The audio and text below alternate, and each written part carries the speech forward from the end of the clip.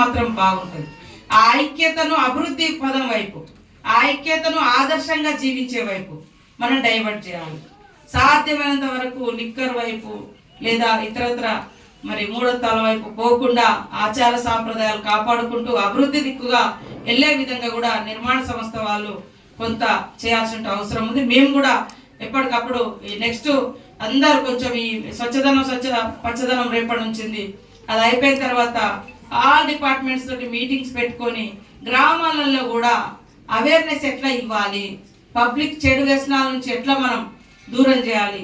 ఒక ఆశా వర్కర్ వచ్చినట్టు ఒక సూది వేసి మందించిపోవడం కాదు, అక్కడ ఏమేమి బ్యాడ్ హ్యాబిట్స్ కనబడుతున్నాయి, అక్కడ వాళ్ళకి ఎట్లా ఎఫెక్ట్ కాబోతున్నాయి, అవి కూడా వాళ్ళు కూర్చోబెట్టి ఆ కమ్యూనిటీ అంటే గ్రామస్తులను కూర్చోబెట్టి వాళ్ళకు ఒక అవగాహన ఇచ్చి వాటి నుంచి మనం దూరం చేసి మంచి ఆదర్శవంతమైన జీవితాలు ఉండే విధంగా తీర్చిదిద్దడం కోసం ఒక టీచర్ వస్తాడు.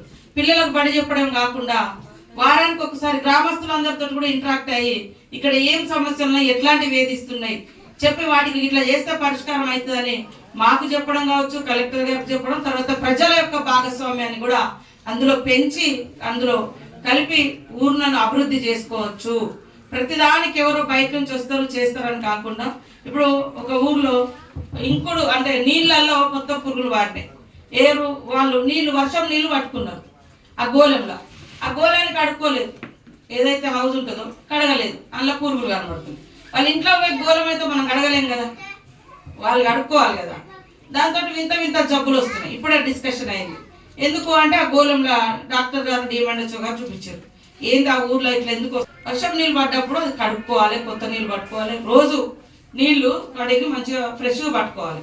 కాబట్టి ఇట్లాంటివన్నీ కూడా మనం కొన్ని పాయింట్స్ చేసి మన జిల్లాలో ఉన్నటువంటి అందరు అధికారులకు తర్వాత గ్రౌండ్ లో పనిచేసేటువంటి వాళ్ళకు కూడా శిక్షణ ఇస్తే అది చాలా వరకు జబ్బులు వచ్చిన తర్వాత లక్షలు ఖర్చు పెట్టి ఆ ఖర్చు పెట్టినా కూడా లేనిపోని టాబ్లెట్స్ అని వేసుకొని లేనిపోని మందులని శరీరంలో ఎక్కించుకొని మళ్ళీ సైడ్ ఎఫెక్ట్ రోగాలు వస్తూ ఉంటాయి. ఈ బాధల కంటే అసలు రోగమే రాకుండా మనం పరిశుభ్రంగా ఉంటే ఎట్లా ఉంటుంది అనేది కూడా చెప్పుకోవాల్సిన అవసరం ఉంది. కాబట్టి ఈరోజు నిర్మాణ సంస్థ వాళ్లకు అదే విధంగా ఆడమ ఆర్గనైజేషన్ వారికి ప్రత్యేకంగా వారి టీం అందరికి కూడా స్పెషల్ థ్యాంక్స్ తెలియజేస్తా ఉన్నాను. ఇంట్లోనే అంటే మా దగ్గరనే సమావేశం పెట్టినాం.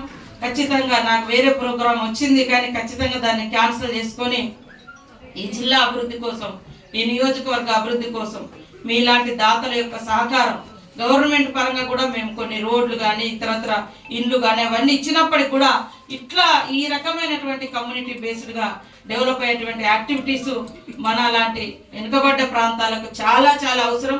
కలెక్టర్ గారు కూడా మరి వారు కోరాపుట్ అయితేంది, మల్కనగిరి అయితేంది, ఇట్లాంటి జిల్లాలు చాలా వెనుకబడినటువంటి జిల్లాలు, ఆకలితో చనిపోయిన జిల్లాలు, ఒరిస్సాలు ఆకలి చావులు